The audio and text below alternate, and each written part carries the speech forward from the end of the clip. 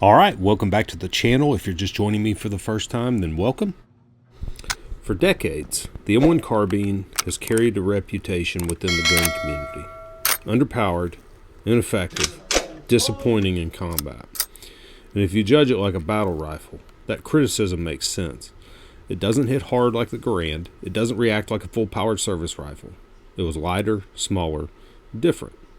So the question isn't why people criticize it. The question is why it was built the way it was. The M1 Carbine entered a war that demanded clarity and speed. Millions were produced, issued across both theaters. But after the war, something changed. Surplus carbines entered civilian hands. Riders compared them to rifles. Shooters measured them against expectations they were never designed to meet. And slowly, comparison became the conclusion. The M1 Carbine inherited a role it had never volunteered for. The M1 Carbine was not designed to replace the Garand. It was designed to replace the pistol. Drivers, radiomen, mortar crews, artillery, officers, paratroopers, support troops who needed something more than a sidearm but less than a 9.5-pound rifle. The pistol had a problem. Under stress, with limited training, practical hits were difficult. Engagement distances stretched beyond what a sidearm handled well. Survivability mattered more than theoretical power. Not every average soldier was Alvin York. The carbine came and answered that problem. Lightweight, easy to carry, easy to train with, low recoil, higher hit probability under stress. It was not built for fire superiority. It was built for survivability and practical accuracy. When you judge it as a rifle, the M1 Carbine looks like it's lacking a lot. When you judge it as a replacement for a pistol, it looks revolutionary. It gave these support troops a weapon they could actually carry all day, actually train with, and actually hit with. Especially troops who weren't specially trained to maneuver and fight hand-to-hand, man-to-man in combat. That distinction matters. Most weapons don't fail. They're misjudged by the roles they were never meant to fill. After the war, the M1 Carbine stayed visible in civilian markets, in Hollywood, in gun culture, and after time, the expectation drifted. We remembered it as a rifle.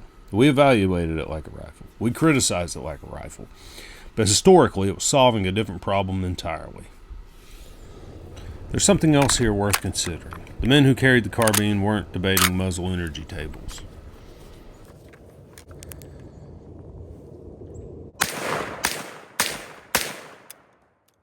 They weren't comparing it to rifles that served a different purpose.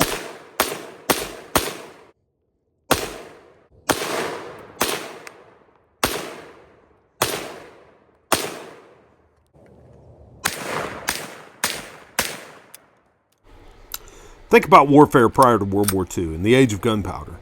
Officers carried pistols into a fight relying on others with rifles. The military wanted to bridge that gap with the carbine.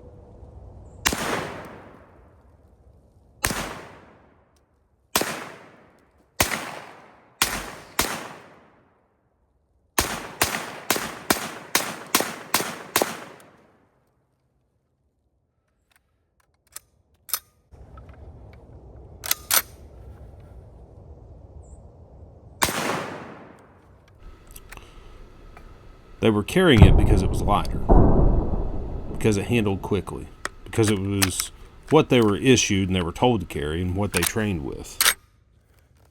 In conflict, practicality outweighs perfection.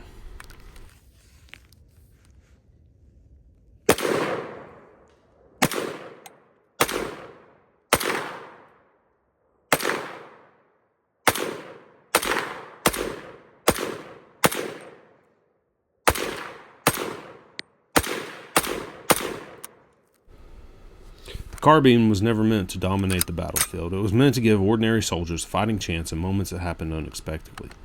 And that quiet distinction rarely survives peacetime comparison.